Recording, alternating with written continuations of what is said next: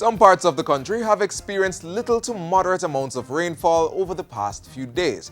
Now, while we're grateful for the rain, we have to continue our conservation practices around the house. And don't forget, the Zika-causing Aedes aegypti mosquito only needs a drop of water for its eggs to be laid or hatched. So remember to cut grass frequently and check around your house for stagnant water from leaky faucets, dish drainers, flower pots, clogged gutters, or water storage containers. Hello and welcome to another edition of Jamaica Magazine. We have a lot in store for you, so please stay with us.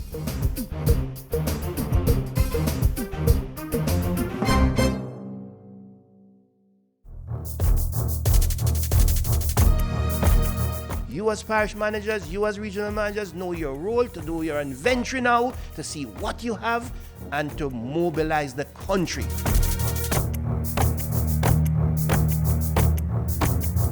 Outreach with communities, outreach with civil societies, outreach with the churches. That is what we are going to do.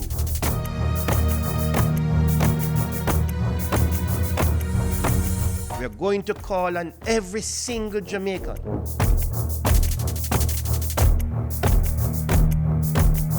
Look around your house, search your environment. Find this mosquito. Join the fight. Eliminate the Aedes aegypti mosquito. Stop the spread of dengue and chikungunya. And keep Jamaica Zika free.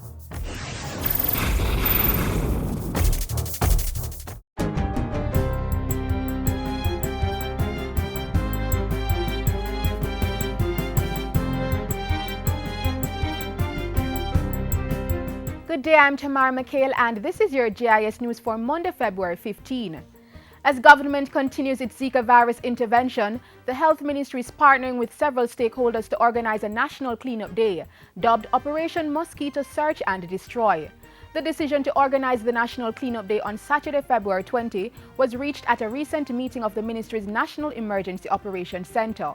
Health Minister Horace Daly says the intervention is not a one-day effort, adding that it will require all hands on deck to successfully rid our homes of mosquito breeding sites.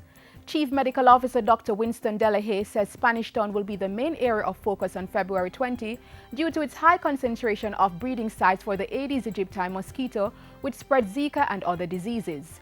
A major component of the operation is to mobilize citizens and influence behavior change in the way people manage their waste.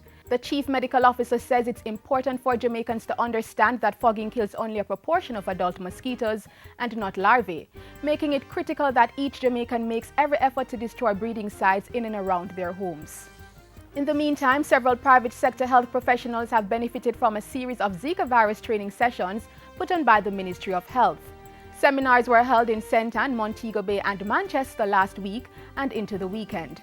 They addressed issues such as how to respond to ZIKV cases and clinical management of the virus. Director of Health Promotion and Protection in the Ministry of Health, Dr. Sonia Copeland, says the training is important as the Zika virus has the ability to mutate and cause other complications or illnesses. She says another critical reason for the training is that the same Aedes aegypti mosquito is responsible for the transmission of dengue, which shares similar symptoms and for which at least 5 cases were recently confirmed. We know we have 2 strains of dengue circulating, types 3 and types 4. And usually when you have 2 types circulating and you start to see dengue hemorrhagic fever, it means that if we are not in outbreak, we are very close to that threshold. Our national epidemiologist says that we have just gone above the threshold. So this is really serious business, and it is important because it's mainly in the private sector that we're seeing the first few cases being reported, and we have to find a way to get these messages out. And still on Zika, the Chief Medical Officer says that in another 2 to 3 weeks, the University Hospital will be able to carry out polymerase chain reaction PCR testing of the virus. Dr. Copeland says infrastructure has been put in place to build the capacity of the lab. They have gotten their new fridge, they've gotten the -20, that can store thousands and thousands of samples, and also the vial cryals and the boxes and everything. Effective April 1, the Students' Loan Bureau will charge interest on the reducing loan balances for new and returning students, which will result in them paying about 20% less in interest charges. Education Minister Reverend Ronald Thwaites made the announcement on Thursday while speaking at the Jamaica Dental Association's 52nd annual convention. He also revealed that the SLB was able to assist most students who applied for the current academic year due to refinancing from inflows taken from the increased education tax, the Petrocaribe Fund, a revolving loan from the Heart Trust NTA, and increased collections from loan repayments. Student Loan Bureau is able to satisfy approximately 93% of total applications received for the current academic year. The Bureau will disburse more than $4 billion, close to $5 billion in loans to approximately 12,500 beneficiaries. As the Ministry of Education seeks to fill the gap of the 490 math and science teachers who have migrated since 2014, a proposal has been tabled to exceed that number in the next 3 academic years. Education Minister Reverend Ronald Thwaites gave the details in Parliament recently. The Ministry has developed a strategy with the following objectives. 1, to increase the number of fully qualified mathematics teachers deployed to the system by 200 each year, totaling 600 by 2021. To increase the number of fully qualified science teachers employed to the system by 200 each year, totaling again 600 by 2021, and to provide incentives for mathematics and science teachers to increase the retention rate. Other strategies include providing in-service training opportunities for teachers already in the classroom and scholarships for aspiring math and science teachers. Meanwhile, as a short-term strategy, retired teachers will be contracted along with qualified persons from the private sector who have degrees in math and/or science. And finally, all JUTC buses operating within the Kingston Metropolitan Transport Region will be equipped with Wi-Fi capabilities by September. The initiative has already been rolled out on buses plying the number 130 and number 24 routes, but will be offered free to all commuters when it's fully implemented. The Jamaica Urban Transit Company launched the Wi-Fi systems pilot project at the Halfway Tree Transport Center on Friday. Managing Director Colin Campbell says each unit will be able to accommodate up to 32 connections. This will allow approximately 60% of the passengers using the regular, express, premium and charter services to access the internet at the same time. Transport and Works Minister Dr. Omar Davies says students and adults will also benefit from free Wi-Fi service at all major JUTC transport centers.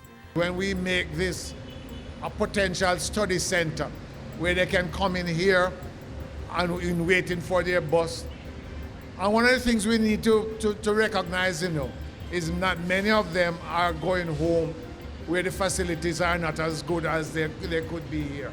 As regards the adults, for those traveling on the buses, this is an opportunity for you to prepare yourself so that when you hit the office, you are ready, you're good to go. The project is being financed by the Universal Service Fund. And that's it for JIS News today. I'm Tamara McHale. Thanks for watching.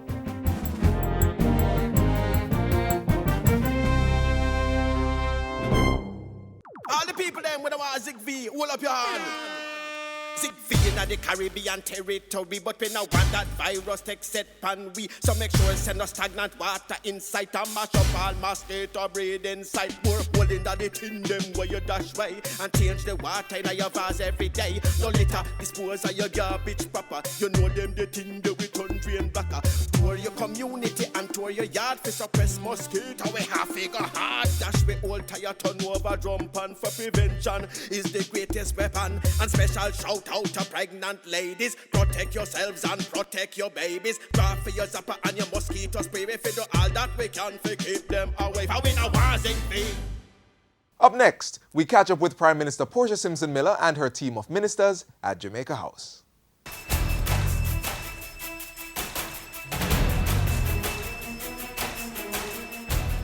Today, I recommit myself, my government, and the People's National Party to doing all we can in a personal and national campaign for the restoration of social order, social harmony, morality, and wholesome values and attitudes in Jamaica. Prime Minister Portia Simpson Miller pledging her commitment to adhering to the political code of conduct ahead of general elections on February 25. That and other stories in Jamaica House Weekly.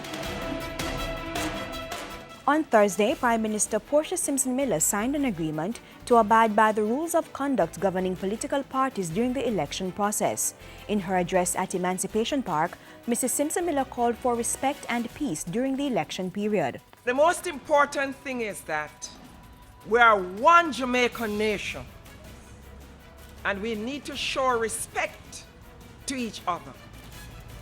And I'm asking candidates of both sides, let us be civil to each other.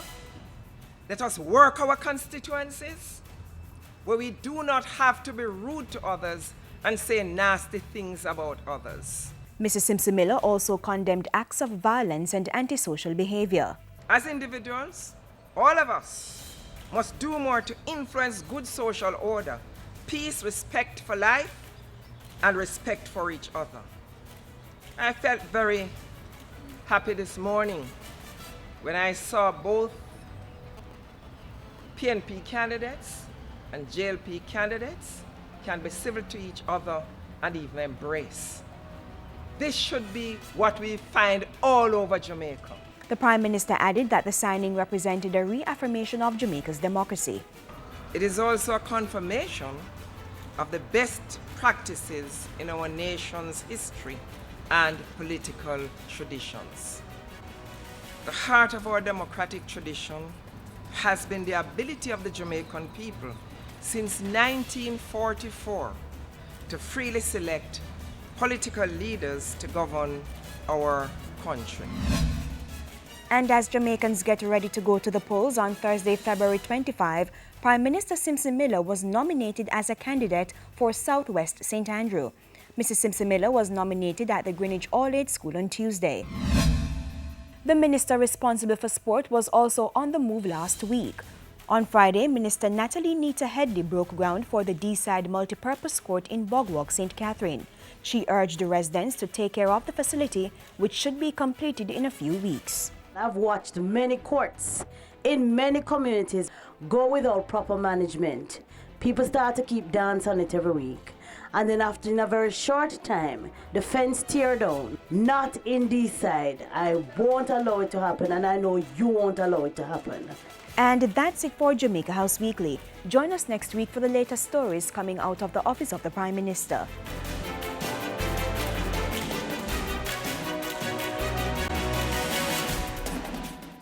It's been 11 months. 7 years. 12 years. Since I became the most important person in the world. It's a big responsibility to know that her future is in our hands. I have to tell him and show him that he is my number one. I want to prepare them for life's journey. So as them grow, them know the difference between right and wrong. I gotta make sure that we keep him out of bad company. Because if I don't raise him right, the streets are gonna raise him. I fail, she fail. If me stumble, him fall. Knowing I'm responsible for their future and they're responsible for Jamaica's future. So I won't give up or allow her to quit. I'm gonna make sure I'm stay on the straight and narrow. Me prefer to tell them no now than watch them regret it later. Because to the world, I'm just another person. But to my child, I'm the whole wide world.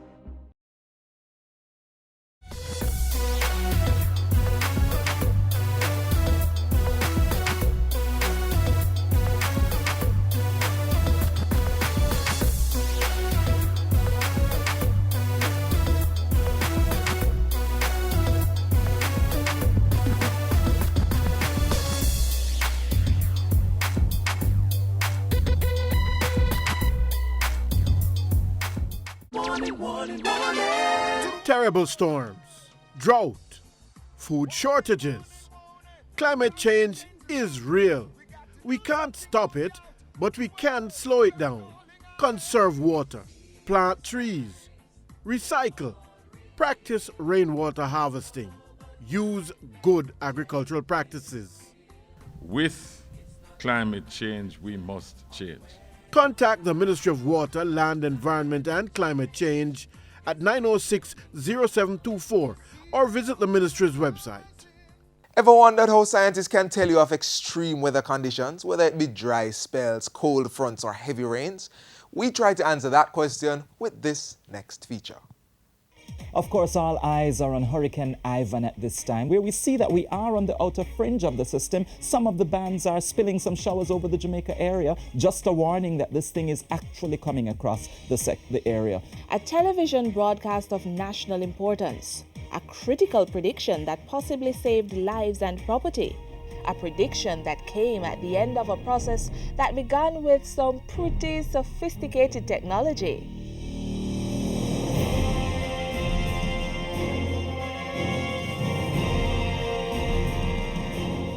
Weather forecasting is trying to determine the changes in the atmosphere. Several methods are applied to gather weather data, from simple observation. It's critical to assess the clouds because the cloud is one of the most important elements of determining a forecast. To the use of satellites, radars, buoys, and weather aircraft. Forecasters from around the world share information generated by advanced computer software and remote sensing equipment, such as this automatic weather station. Working together, data is synchronized or matched, making it possible to predict the weather from virtually anywhere in the world. Weather collecting devices like buoys, which are equipped with special sensors and networked to computer software, are strategically placed and anchored along the seas or left to drift in response to ocean currents and winds. These networks of buoys provide forecasters with hourly updates on marine measurements related to wind conditions, barometric pressure, air and sea surface temperatures, as well as wave data. The Doppler radar is another useful tool. Radar stands for radio detection and ranging, and it works based on a series of principles named for Austrian physicist Johann Christian Doppler. This sophisticated instrument allows forecasters to monitor the speed and direction of severe weather systems.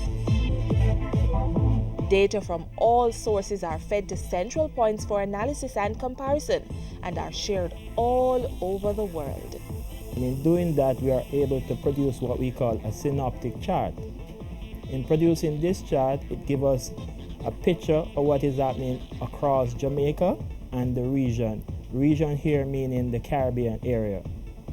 After we do that, then we also look at what we call weather prediction models. These models enable us to determine what is going to happen in the future. What we do with the model is that we make an analysis of the model and we make a comparison between the model forecast and what we had done on the synoptic chart. At this stage, a determination can be made as to what will happen over the next 12 to 24 hours with an outlook for up to 5 days. In looking at the information, then we determine what the features are and what the influence of these features would be across Jamaica, which would indicate if the day is going to be cloudy, if it's going to be fair, or we expect showers, thunderstorm, or a very windy day. From the more urgent situations, such as an approaching hurricane, to the less crucial, like where to go for a sunny vacation, news on the weather is always useful. And very important for fishermen and others who must navigate the seas for a living. We also issue marine products, so persons who are going out to sea would know what the conditions will be across the seas. We have aviation products that are issued specifically to aviation users that would enable them to make a safe flight. This is a live feed from the runway. So all the information that is displayed here is what's happening currently on the runway, and this is what is critical to all the airlines. Information on climatic conditions is also provided to farmers and persons in construction, as well as those doing research on the environment. So the next time you see this, some scattered shower activity over some coastal areas on the northern side of the island. Remember, weather prediction isn't a guessing game. It's a scientific process involving sophisticated technology, providing useful information for industry, for research, for disaster management, and for life. All residents immediately evacuate the area. The correct way to vote. Step 1. Find out exactly where you are to vote before Election Day. Adrian Atkins. Step 2. Thank you very much. Present your voter's identification card and follow the instructions of the presiding officer. Step 3. Once your identity has been verified and your name is found on the voters list, you will be issued a ballot paper. Step 4. Go behind the voting booth and mark an X with the pencil provided beside the candidate of your choice. Then, fold your ballot twice, leaving the flap out. Step 5. Give the ballot to the presiding officer. Then, dip your right index finger in the electoral ink and watch while your unopened ballot is put in the box. Step 6. Leave the vicinity in a peaceful manner. Your vote is your voice. Make it count.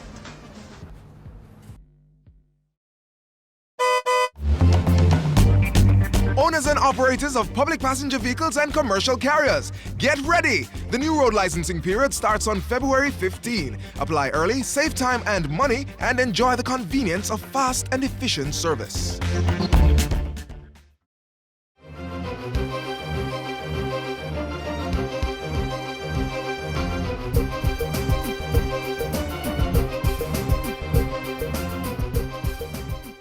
It's the day after Valentine's Day. Some of us received gifts on that special day, and from that pool, some didn't love their gifts. So they're now thinking of returning them for a refund or exchange. If you're in that lot, this next feature is just for you.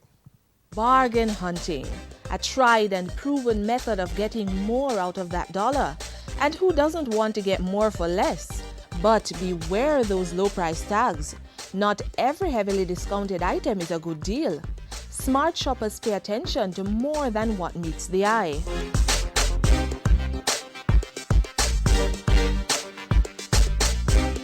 Many of us love to shop, whether for food, clothes, appliances, or the latest gadget. But when shopping, there are certain things that can dilute your delight. A purchase with a factory fault but no warranty. A vendor who won't allow you to exchange an item that's a size too small.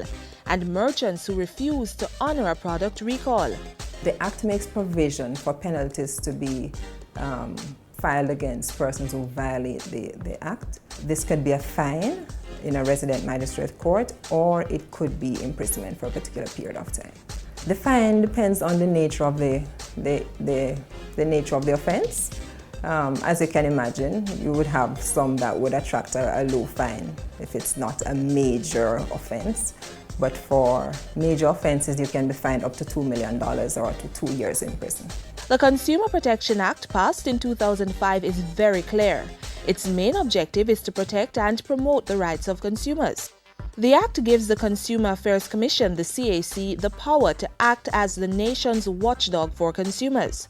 It's what guides the Commission's activities and dictates the kind of help and advice it can offer. The Consumer Protection Act also sets out the rules that govern how buyers and sellers should relate to each other and policies such as warranty. A warranty is a guaranteed promise of redress, exchange, repair of an item which might have been purchased by the consumer in the event that the service that you expect is not provided or that some kind of defect has occurred with the product. The law says a warranty should last at least 6 months, even if it's not stated in writing. It's important that consumers understand the vendor's warranty guidelines before purchasing an item.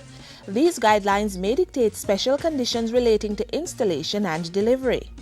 For instance, if a consumer has purchased a washing machine and it's malfunctioning, we have to determine what were the conditions of the warranty. If the vendor states that when you purchase the washing machine, the conditions of the warranty provides for installation, provides for testing, and provides for coverage of repair or labor exchange.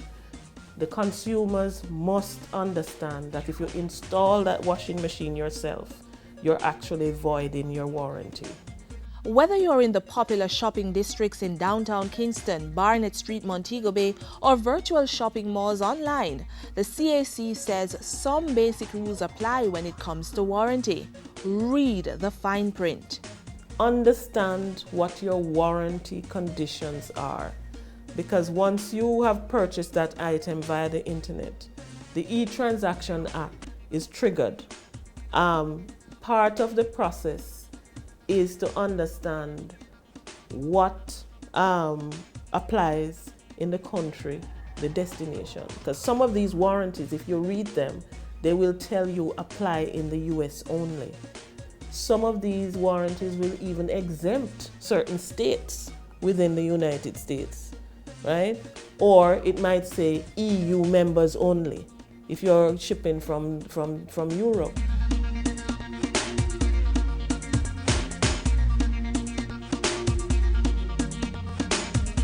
A refund or exchange is actually a policy that is imposed by the vendor on the potential consumer who might be doing business in that store. What happens under the refund exchange policy is that it is often not stated upfront, so consumers get a little bit confused if they've purchased something and it's not functioning the way they ought to. If something has gone wrong with a purchased item, the vendor is legally obligated to make some kind of redress. They should either replace the item with another or with an item of similar value. During busy shopping periods such as the back-to-school and Christmas seasons, vendors often suspend their refund and exchange policies, mounting signs like this one. Sign or not, if a breach occurs, the consumer has a right to redress. While a store may say no exchange, no refund, and I walk into your store and I purchase a fan, for instance, and I go home and I plug it in and smoke emits from the fan, there's absolutely no way that the Consumer Affairs Commission can say to that vendor, it is okay, you don't have to exchange or refund this item. But even with a vigilant CAC and the law that protects consumer rights, it's the shopper's responsibility to exercise due diligence when making those purchases. Inspect your goods before you hand over your hard-earned cash. Happy shopping!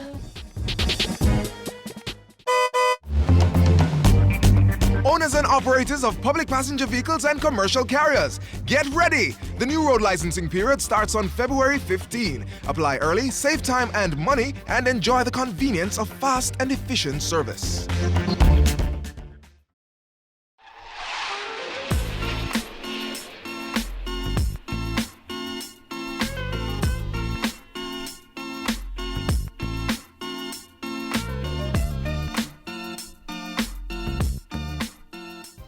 And that's our show.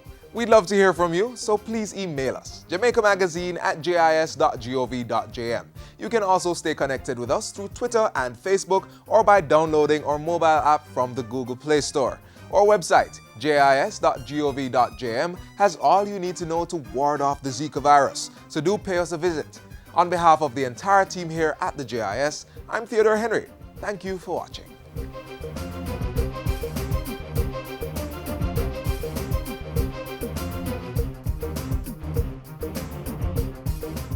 This has been a production of the Jamaica Information Service, the voice of Jamaica.